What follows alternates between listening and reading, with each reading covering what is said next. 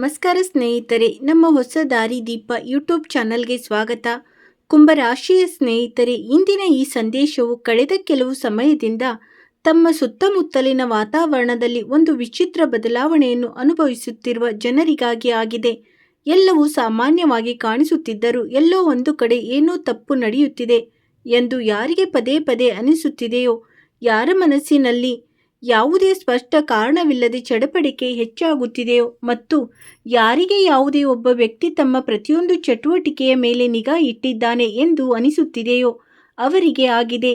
ನಿಮ್ಮ ಜೀವನದಲ್ಲೂ ಇದ್ದಕ್ಕಿದ್ದಂತೆ ಇಂಥ ಕೆಲವು ಲಕ್ಷಣಗಳು ಕಾಣಿಸಿಕೊಳ್ಳಲು ಪ್ರಾರಂಭಿಸಿದ್ದರೆ, ಅದಕ್ಕೆ ನೇರ ಕಾರಣ ಅರ್ಥವಾಗದಿದ್ದರೆ ಈ ಸಂದೇಶವನ್ನು ಕೊನೆವರೆಗೂ ಗಮನವಿಟ್ಟು ಕೇಳಿ. ಏಕೆಂದರೆ ಹಲವು ಬಾರಿ ಅತ್ಯಂತ ದೊಡ್ಡ ಅಪಾಯವು ಹೊರಗಿನಿಂದ ಬರುವುದಿಲ್ಲ, ಬದಲಿಗೆ ನಾವು ಯಾರನ್ನು ಅತ್ಯಂತ ಹೆಚ್ಚಾಗಿ ನಂಬುತ್ತೇವೋ ಅದೇ ಸ್ಥಳದಿಂದ ಬರುತ್ತದೆ. ಒಬ್ಬ ವ್ಯಕ್ತಿಯು ತನ್ನ ಜೀವನದಲ್ಲಿ ಅಂತ ಕೆಲವು ಜನರಿಗೆ ಸ್ಥಾನ ನೀಡುತ್ತಾನೆ. ಯಾರನ್ನು ಅವನು ಕಣ್ಣುಗಳನ್ನು ಮುಚ್ಚಿಕೊಂಡು ನಂಬುತ್ತಾನೆ, ಯಾರೊಂದಿಗೆ ಅವನು ತನ್ನ ರಹಸ್ಯಗಳನ್ನು ಹಂಚಿಕೊಳ್ಳುತ್ತಾನೆ, ತನ್ನ ದೌರ್ಬಲ್ಯಗಳನ್ನು ಹೇಳಿಕೊಳ್ಳುತ್ತಾನೆ, ತನ್ನ ಭವಿಷ್ಯದ ಯೋಜನೆಗಳನ್ನು ತಿಳಿಸುತ್ತಾನೆ ಮತ್ತು ಆ ಜನರು ಯಾವಾಗಲೂ ತನ್ನ ಜೊತೆಗೆ ನಿಲ್ಲುತ್ತಾರೆ ಎಂದು ಭಾವಿಸುತ್ತಾನೆ. ಆದರೆ ಸಮಯದ ಆಟವು ಅತ್ಯಂತ ವಿಚಿತ್ರವಾಗಿರುತ್ತದೆ. ಪರಿಸ್ಥಿತಿಗಳು ಬದಲಾಗುತ್ತವೆ, ಜನರ ಆಲೋಚನೆಗಳು ಬದಲಾಗುತ್ತವೆ, ಅವರ ಉದ್ದೇಶಗಳು ಬದಲಾಗುತ್ತವೆ ಮತ್ತು ಹಲವು ಬಾರಿ ಒಮ್ಮೆ ನಿಮ್ಮ ಹಿತೈಷಿಯಂತೆ ಕಾಣುತ್ತಿದ್ದ ಅದೇ ವ್ಯಕ್ತಿ ನಿಧಾನವಾಗಿ ನಿಮ್ಮ ಅತ್ಯಂತ ದೊಡ್ಡ ಸಮಸ್ಯೆಯಾಗಿ ಪರಿಣಮಿಸುತ್ತಾನೆ. ಈ ಸಮಯದಲ್ಲಿ ನಿಮ್ಮ ಸುತ್ತಮುತ್ತ ಒಂದು ಹಂತ ಶಕ್ತಿಯು ಸಕ್ರಿಯವಾಗಿರುವಂತೆ ಕಾಣುತ್ತದೆ. ಅದು ಯಾರೋ ಒಬ್ಬ ವ್ಯಕ್ತಿ ನಿಮ್ಮ ನಂಬಿಕೆಯ ದುರುಪಯೋಗ ಪಡಿಸಿಕೊಳ್ಳಲು ಪ್ರಯತ್ನಿಸುತ್ತಿದ್ದಾನೆ ಎಂಬ ಸೂಚನೆಯನ್ನು ನೀಡುತ್ತಿದೆ. ಈ ವ್ಯಕ್ತಿ ಬಹಿರಂಗವಾಗಿ ನಿಮ್ಮನ್ನು ವಿರೋಧಿಸುವುದಿಲ್ಲ, ಎದುರಿಗಿನಿಂದ ಶತ್ರುತ್ವವನ್ನು ತೋರಿಸುವುದಿಲ್ಲ, ಬದಲಿಗೆ ನಗುತ್ತಾ ನಿಮ್ಮ ಹತ್ತಿರ ಇರುತ್ತಾನೆ, ನಿಮ್ಮ ಮಾತುಗಳನ್ನು ಕೇಳುತ್ತಾನೆ, ನಿಮ್ಮ ಕ್ಷೇಮ ಸಮಾಚಾರವನ್ನು ವಿಚಾರಿಸುತ್ತಾನೆ ಮತ್ತು ಅವನು ಯಾವಾಗಲೂ ನಿಮ್ಮ ಹಿತವನ್ನು ಬಯಸುತ್ತಾನೆ ಎಂಬಂತೆ ನಟಿಸುತ್ತಾನೆ. ಆದರೆ ಅವನ ಮನಸ್ಸಿನಲ್ಲಿ ಬೇರೆ ಏನೋ ನಡೆಯುತ್ತಿರುತ್ತದೆ. ನೀವು ಕಳೆದ ಕೆಲವು ದಿನಗಳ ಘಟನೆಗಳನ್ನು ನೆನಪಿಸಿಕೊಳ್ಳಬೇಕು. ಯಾವುದೇ ಪ್ರಮುಖ ಕೆಲಸವು ಇದ್ದಕ್ಕಿದ್ದಂತೆ ನಿಂತು ಹೋಗಿದೆ, ಯಾವುದೇ ಯೋಜನೆ ಪೂರ್ಣಗೊಳ್ಳುವ ಹಂತದಲ್ಲಿದ್ದು ಕೊನೆಯ ಕ್ಷಣದಲ್ಲಿ ಹಾಳಾಗಿ ಹೋಗಿದೆ, ಯಾರಾದರೂ ನೀವು ಹೇಳಿದ ಮಾತನ್ನು ಇತರ ಜನರಿಗೆ ತಲುಪಿಸುತ್ತಿದ್ದಾರೆ, ಯಾವುದೇ ಕಾರಣವಿಲ್ಲದೆ ಕೆಲವು ಜನರು ನಿಮ್ಮಿಂದ ದೂರವಿರಲು ಪ್ರಾರಂಭಿಸಿದ್ದಾರೆ.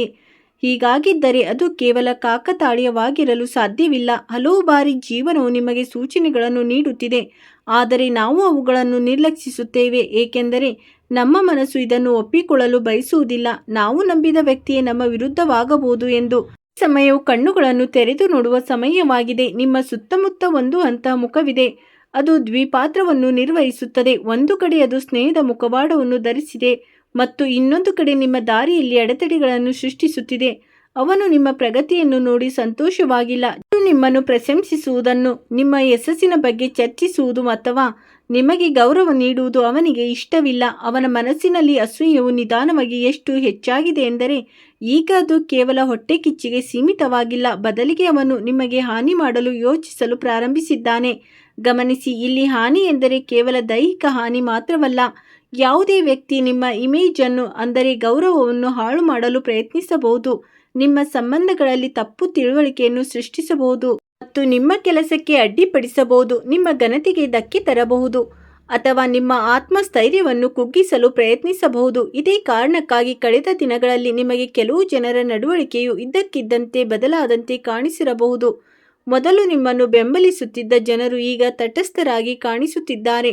ಕೆಲವು ಜನರು ಯಾವುದೇ ಕಾರಣವಿಲ್ಲದೆ ಟೀಕಿಸಲು ಪ್ರಾರಂಭಿಸಿದ್ದಾರೆ ಮತ್ತು ಕೆಲವು ಜನರು ನಿಮ್ಮ ಸಾಧನೆಯನ್ನು ಕೀಳಾಗಿ ತೋರಿಸಲು ಪ್ರಯತ್ನಿಸುತ್ತಿದ್ದಾರೆ. ಇದರ ಹಿಂದೆ ಕೇವಲ ಕಾಕತಾಳೀಯವಲ್ಲ, ಬದಲಿಗೆ ಯಾರದ್ದೋ ಯೋಜಿತ ಆಲೋಚನೆಯೂ ಇರಬಹುದು.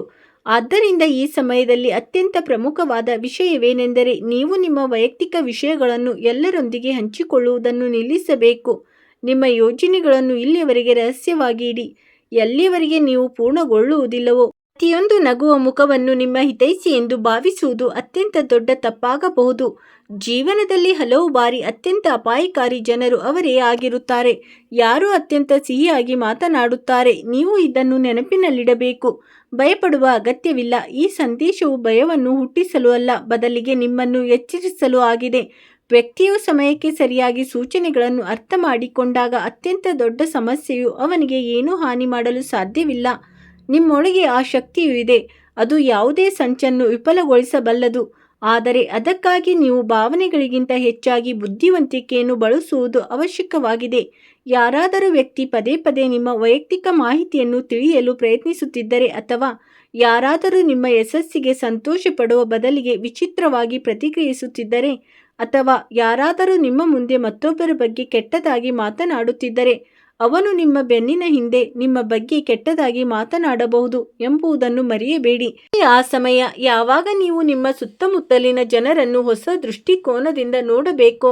ಯಾರು ಕೇವಲ ಅಗತ್ಯವಿರುವಾಗ ನಿಮ್ಮ ಬಳಿಗೆ ಬರುತ್ತಾರೋ, ಯಾರು ಕೇವಲ ಲಾಭ ಸಿಕ್ಕಾಗ ಸಂಬಂಧವನ್ನು ಉಳಿಸಿಕೊಳ್ಳುತ್ತಾರೋ, ಯಾರು ನಿಮ್ಮ ಅಪಜಯದಲ್ಲಿ ಸಹಾನುಭೂತಿ ತೋರಿಸುತ್ತಾರೋ ಆದರೆ ನಿಮ್ಮ ಯಶಸ್ಸಿನಲ್ಲಿ ಅಸಹಜರಾಗುತ್ತೀರೋ ಅಂಥವರಿಂದ ಜಾಗರೂಕರಾಗಿರುವುದು ಅವಶ್ಯಕ. ಬರುವ ಸಮಯವು ನಿಮಗಾಗಿ ಪ್ರಮುಖ ಬದಲಾವಣೆಯನ್ನು ತರಬಹುದು.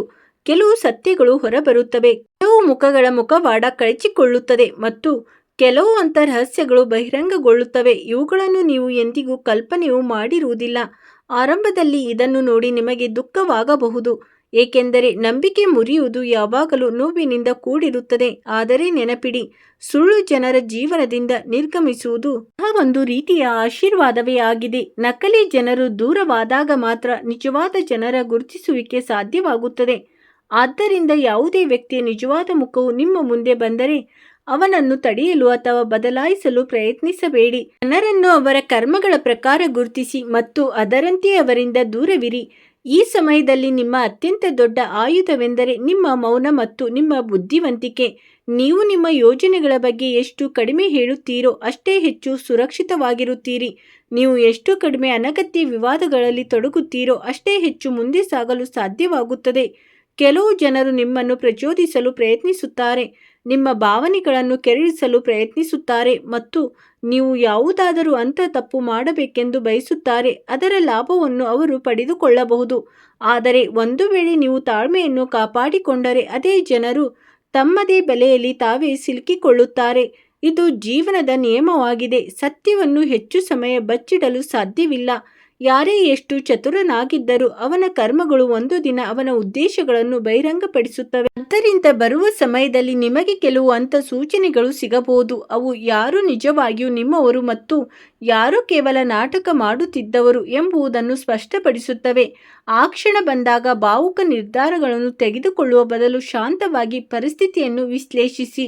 ನಿಮ್ಮ ಯಶಸ್ಸಿನ ಹಾದಿ ಇನ್ನೂ ಮುಕ್ತವಾಗಿದೆ, ಆದರೆ ಆ ಹಾದಿಯಲ್ಲಿ ಮುಂದೆ ಸಾಗಲು ನೀವು ಕೆಲವು ಜನರ ನಿಜವಾದ ರೂಪವನ್ನು ಒಪ್ಪಿಕೊಳ್ಳಬೇಕಾಗುತ್ತದೆ. ಪ್ರತಿಯೊಂದು ಸಂಬಂಧವನ್ನು ಉಳಿಸಿಕೊಳ್ಳುವುದು ಅವಶ್ಯಕವಲ್ಲ. ಕೆಲವು ಸಂಬಂಧಗಳು ಕೇವಲ ಪಾಠ ಕಲಿಸಲು ಬರುತ್ತವೆ. ಕೆಲವು ಜನರು ಕೇವಲ ಭವಿಷ್ಯದಲ್ಲಿ ಯಾರನ್ನು ನಂಬಬೇಕು ಮತ್ತು ಯಾರನ್ನು ನಂಬಬಾರದು ಎಂಬುದನ್ನು ಕಲಿಸಲು ಬರುತ್ತವೆ. ಆದ್ದರಿಂದ ನಿಮ್ಮ ಜೀವನದಲ್ಲಿ ಯಾವುದೇ ನಂಬಿಕೆ ದ್ರೋಹ ಎದುರಾದರೆ ಅದನ್ನು ಅಂತ್ಯ ಎಂದು ಭಾವಿಸದೆ ಅದು ಒಂದು ಹೊಸ ಆರಂಭ ಎಂದು ತಿಳಿಯಿರಿ.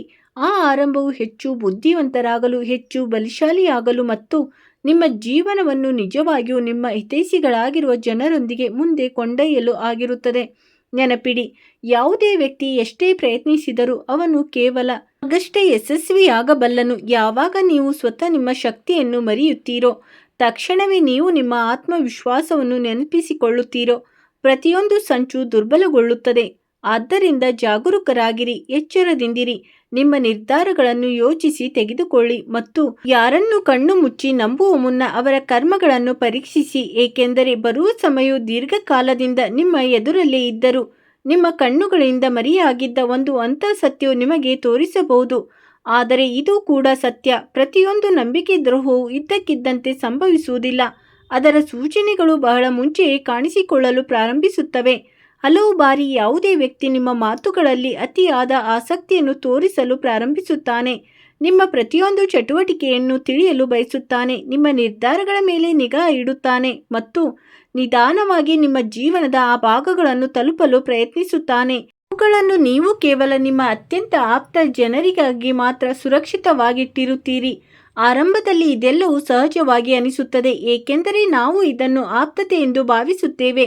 ಆದರೆ ಸಮಯ ಕಳೆದಂತೆ ಅದೇ ಮಾಹಿತಿಯನ್ನು ನಿಮ್ಮ ವಿರುದ್ಧ ಬಳಸಬಹುದು. ಆದ್ದರಿಂದ ನಿಮಗೆ ಕೆಲವು ಜನರು ನಿಮ್ಮ ವೈಯಕ್ತಿಕ ವಿಷಯಗಳನ್ನು ಅಗತ್ಯಕ್ಕಿಂತ ಹೆಚ್ಚಾಗಿ ತಿಳಿಯಲು ಪ್ರಯತ್ನಿಸುತ್ತಿದ್ದಾರೆ ಎಂದು ಅನಿಸಿದರೆ ಎಚ್ಚೆತ್ತುಕೊಳ್ಳಬೇಕಾದ ಸಮಯವಾಗಿದೆ. ಬರುವ ದಿನಗಳಲ್ಲಿ ನಿಮ್ಮ ಮುಂದೆ ಇಂತಹದೊಂದು ಪರಿಸ್ಥಿತಿ ನಿರ್ಮಾಣವಾಗಬಹುದು. ಅಲ್ಲಿ ನಿಮ್ಮ ಕೆಲವು ಮಾತುಗಳು ತಲುಪಬಾರದ ಜಾಗಕ್ಕೆ ತಲುಪಿವೆ ಎಂಬ ಅರಿವು ನಿಮಗಾಗಬಹುದು. ಆ ಕ್ಷಣದಲ್ಲಿ ಈ ಮಾಹಿತಿ ಹೊರಗೆ ಹೇಗೆ ಹೋಯಿತು ಎಂದು ನಿಮಗೆ ಆಶ್ಚರ್ಯವಾಗಬಹುದು.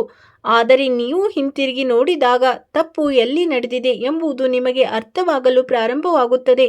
ಇದೇ ಕಾರಣಕ್ಕಾಗಿ ಈ ಸಮಯದಲ್ಲಿ ಮೌನವಾಗಿರುವುದೇ ನಿಮಗೆ ಅತ್ಯಂತ ದೊಡ್ಡ ಕವಚವಾಗಬಲ್ಲದು. ಪ್ರತಿಯೊಂದು ಯೋಜನೆಯನ್ನು ಸಾರ್ವಜನಿಕವಾಗಿ ಹಂಚಿಕೊಳ್ಳುವ ಅಗತ್ಯವಿಲ್ಲ. ಪ್ರತಿಯೊಂದು ಕನಸನ್ನು ಎಲ್ಲರ ಮುಂದೆ ಇಡುವ ಅಗತ್ಯವಿಲ್ಲ. ಮತ್ತು ಪ್ರತಿಯೊಂದು ಸಾಧನೆಯನ್ನು ಪ್ರಕಟಿಸುವುದು ಯಾವಾಗಲೂ ಸರಿಯಲ್ಲ. ಕೆಲವು ಯಶಸ್ಸುಗಳು ಹೆಚ್ಚು ಸುರಕ್ಷಿತವಾಗಿರುತ್ತವೆ ಯಾವಾಗ ಅವು ಪೂರ್ಣಗೊಳ್ಳುವವರೆಗೆ ಕೇವಲ ನಿಮ್ಮ ಮನಸ್ಸಿನಲ್ಲಿ ಇರುತ್ತದೆಯೋ ಆಗ. ಇನ್ನೊಂದೆಡೆ ನಿಮ್ಮ ಬಗ್ಗೆ ಕೆಟ್ಟದಾಗಿ ಯೋಚಿಸುವ ವ್ಯಕ್ತಿ ನಿರಂತರವಾಗಿ ನಿಮ್ಮ ದೌರ್ಬಲ್ಯಗಳನ್ನು ಹುಡುಕುತ್ತಿರುತ್ತಾನೆ. ನೀವು ಭಾವುಕರಾಗಿ ಯಾವುದಾದರೂ ನಿರ್ಧಾರವನ್ನು ತೆಗೆದುಕೊಳ್ಳಬೇಕೆಂದು ಅವನು ಬಯಸುತ್ತಾನೆ. ಇದರಿಂದ ನಿಮಗೆ ನಷ್ಟವಾಗಲಿ ಮತ್ತು ಅವನಿಗೆ ಅವಕಾಶ ಸಿಗಲಿ ಎಂದು. ಆದ್ದರಿಂದ ಯಾರಾದರೂ ನಿಮ್ಮನ್ನು ಕೋಪಗೊಳಿಸಲು ಪ್ರಯತ್ನಿಸಿದರೆ, ಪದೇ ಪದೇ ಪ್ರಚೋದಿಸಿದರೆ, ನಿಮ್ಮ ಸ್ವಾಭಿಮಾನಕ್ಕೆ ಧಕ್ಕೆ ತರುವಂಥ ಮಾತುಗಳನ್ನು ಆಡಿದರೆ ಅಥವಾ ನಿಮ್ಮ ತಾಳ್ಮೆಯನ್ನು ಪರೀಕ್ಷಿಸಿದರೆ ತಕ್ಷಣವೇ ಪ್ರತಿಕ್ರಿಯೆ ನೀಡುವ ಬದಲು ನಿಮ್ಮನ್ನು ನೀವು ನಿಯಂತ್ರಣದಲ್ಲಿಟ್ಟುಕೊಳ್ಳಬೇಕು. ಹಲವು ಬಾರಿ ಪ್ರತಿಕ್ರಿಯೆ ನೀಡದೇ ಇರುವುದೇ ಅತಿ ದೊಡ್ಡ ಗೆಲುವಾಗುತ್ತದೆ. ಯಾರು ನಿಮ್ಮ ಪತನಕ್ಕಾಗಿ ಕಾಯುತ್ತಿದ್ದಾರೋ ಅವರಿಗೆ ಅತಿ ದೊಡ್ಡ ನಿರಾಶೆ ಉಂಟಾಗುವುದು ನೀವು ಶಾಂತವಾಗಿದ್ದಾಗ ಮತ್ತು ನಿಮ್ಮ ಗುರಿಯತ್ತ ಮುನ್ನಡೆಯುತ್ತಿರುವಾಗ ಮಾತ್ರ. ಇದು ನಿಮ್ಮ ಕೆಲಸದ ಕಡೆ ಗಮನ ಹರಿಸಬೇಕಾದ ಸಮಯ, ಏಕೆಂದರೆ ನಿಮ್ಮ ಪ್ರಗತಿಯೇ ನಿಮ್ಮನ್ನು ನಿಂದಿಸುವವರಿಗೆ ನೀವು ನೀಡುವ ಅತಿ ದೊಡ್ಡ ಉತ್ತರವಾಗಿರುತ್ತದೆ. ತಡೆಯಲು ಬಯಸುತ್ತಾರೆ. ನೆನಪಿರಲಿ, ಅಸೂಯೆ ಪಡುವ ವ್ಯಕ್ತಿಯಿಂದ ನಿಮ್ಮ ಯಶಸ್ಸನ್ನು ಸಹಿಸಿಕೊಳ್ಳಲು ಸಾಧ್ಯವಿಲ್ಲ. ಆದ್ದರಿಂದ ನೀವು ಸ್ವತಃ ನಿಮ್ಮ ಹಾದಿಯಿಂದ ಭಿನ್ನವಾಗಬೇಕೆಂದು ಅವನು ಬಯಸುತ್ತಾನೆ. ಆದರೆ ನೀವು ನಿಮ್ಮ ಶಕ್ತಿಯನ್ನು ಸರಿಯಾದ ದಿಕ್ಕಿನಲ್ಲಿ ವಿನಿಯೋಗಿಸಿಕೊಂಡರೆ ಅದೇ ಜನರು ಕೇವಲ ನೋಡುತ್ತಾ ನಿಂತುಬಿಡುತ್ತಾರೆ ಮತ್ತು ನೀವು ಅವರಿಗಿಂತ ಬಹಳ ಮುಂದೆ ಸಾಗಿಬಿಡುತ್ತೀರಿ. ಬರುವಂಥ ಸಮಯವು ಕೆಲವು ಇಂಥ ಅವಕಾಶಗಳನ್ನು ತರಬಹುದು. ಅದು ನಿಮ್ಮ ಜೀವನದ ದಿಕ್ಕನ್ನೇ ಬದಲಾಯಿಸಬಹುದು. ಇದೇ ಕಾರಣಕ್ಕಾಗಿ ನಕಾರಾತ್ಮಕ ಜನರಿಂದ ದೂರವಿರುವುದು ಅಗತ್ಯವಾಗಿದೆ. ಇದು ನಿರಂತರವಾಗಿ ಇತರರ ತಂತ್ರಗಳು ಮತ್ತು ಪಿತೂರಿಗಳಲ್ಲಿ ಸಿಲುಕಿಕೊಂಡಾಗ ಮನುಷ್ಯ ತನ್ನ ಕಣ್ಣೆದುರಿಗಿರುವ ಅವಕಾಶಗಳನ್ನು ನೋಡಲು ಸಾಧ್ಯವಾಗುವುದಿಲ್ಲ. ಆದ್ದರಿಂದ ಜಾಗರೂಕರಾಗಿರಿ, ಆದರೆ ಭಯಪಡಬೇಡಿ. ಬುದ್ಧಿವಂತರಾಗಿ, ಆದರೆ ಪ್ರತಿಯೊಬ್ಬರ ಮೇಲೂ ಸಂಶಯ ಪಡಬೇಡಿ. ಕೇವಲ ಜನರ ಮಾತುಗಳ ಮೇಲಲ್ಲ, ಅವರ ನಡವಳಿಕೆಯ ಕಡೆ ಗಮನ ಕೊಡಿ. ನಿಮ್ಮ ಮುಂದೆ ಒಂದು ರೀತಿ, ನಿಮ್ಮ ಬೆನ್ನ ಹಿಂದೆ ಇನ್ನೊಂದು ರೀತಿ ಇರುವ ವ್ಯಕ್ತಿಯ ನಿಜವಾದ ಮುಖ ಎಂದಾದರೂ ಒಂದು ದಿನ ಹೊರಬಂದೇ ಬರುತ್ತದೆ. ಕಾಲದ ನ್ಯಾಯ ಬಹಳ ನಿಖರವಾಗಿರುತ್ತದೆ. ಯಾರೇ ಎಷ್ಟು ಮುಚ್ಚಿಡಲು ಪ್ರಯತ್ನಿಸಿದರೂ ಅವರ ಕರ್ಮಗಳೇ ಅಂತಿಮವಾಗಿ ಅವರ ಗುರುತನ್ನು ಜಗತ್ತಿಗೆ ತೋರಿಸಿಕೊಡುತ್ತವೆ. ಆದ್ದರಿಂದ ನಿಮ್ಮ ಮನಸ್ಸನ್ನು ಗಟ್ಟಿಯಾಗಿಟ್ಟುಕೊಳ್ಳಿ, ನಿಮ್ಮ ಯೋಜನೆಗಳನ್ನು ಸುರಕ್ಷಿತವಾಗಿಡಿ ಮತ್ತು ಪ್ರತಿಯೊಂದು ಪರಿಸ್ಥಿತಿಯಲ್ಲೂ ನಿಮ್ಮ ಜೊತೆ ನಿಲ್ಲುವ ಜನರಿಗೆ ಗೌರವವನ್ನು ಕೊಡಿ. ಶೀಘ್ರದಲ್ಲೇ ಒಂದು ಇಂಥ ತಿರುವು ಬರಬಹುದು, ಅಲ್ಲಿ ಯಾರು ನಿಮ್ಮವರು ಮತ್ತು ಯಾರು ಕೇವಲ ಅವಕಾಶವಾದಿ ಒಡನಾಡಿ ಎಂಬುದು ನಿಮಗೆ ಸ್ಪಷ್ಟವಾಗಿ ತಿಳಿಯುತ್ತದೆ. ಅಂದು ಈ ಎಚ್ಚರಿಕೆ ವ್ಯರ್ಥವಾಗಿರುವುದಿಲ್ಲ ಎಂಬುದು ನಿಮಗೆ ಅರ್ಥವಾಗುತ್ತದೆ. ಬದಲಿಗೆ ಇದು ನಿಮಗೆ ಸಮಯ ಇರುವಾಗಲೇ ಜಾಗೃತಿ ಮೂಡಿಸಲು ಇತ್ತು. ಇದರಿಂದ ನೀವು ನಿಮ್ಮ ಜೀವನ, ನಿಮ್ಮ ಪ್ರತಿಷ್ಠೆ ಮತ್ತು ನಿಮ್ಮ ಭವಿಷ್ಯವನ್ನು ಯಾವುದೇ ಗುಪ್ತ ವಿಶ್ವಾಸದ್ರೋಹದಿಂದ ರಕ್ಷಿಸಿಕೊಳ್ಳಬಹುದು. ಯಾವಾಗ ಸತ್ಯವು ಮುನ್ನೆಲೆಯಲ್ಲಿ ಬರುವುದೋ ಆಗ ನಿಮಗೆ ದುಃಖಕ್ಕಿಂತ ಹೆಚ್ಚಾಗಿ ನೆಮ್ಮದಿಯ ಅನುಭವವಾಗುತ್ತದೆ.